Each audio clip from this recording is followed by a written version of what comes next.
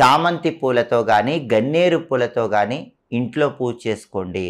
అలా పూజ చేసుకున్నట్లయితే మీకు తొందరగా ధనలాభం కలుగుతుంది. అలాగే శనివారం పూట వెంకటేశ్వర స్వామికి పచ్చకర్పూరంతో హారతి ఇవ్వటం ద్వారా కూడా ధనపరంగా మంచి ప్రయోజనాలు సిద్ధింపజేసుకోవచ్చు. శనివారం మామూలుగా ఒక గాజు పాత్ర తీసుకొని దానిలో నీళ్లు పోసి ఆ గాజు పాత్రను పూజా మందిరంలో ఉంచి దానిలో కర్పూరం వేసి ఉంచండి. మర్నాడు ఉదయం ఆ గాజు పాత్రలో ఉన్న నీళ్లు ఎక్కడైనా మొక్క మొదట్లో పోయండి. ఇలా చేయటం ద్వారా ధనపరంగా మంచి ప్రయోజనాలు సిద్ధింపజేసుకోవచ్చు.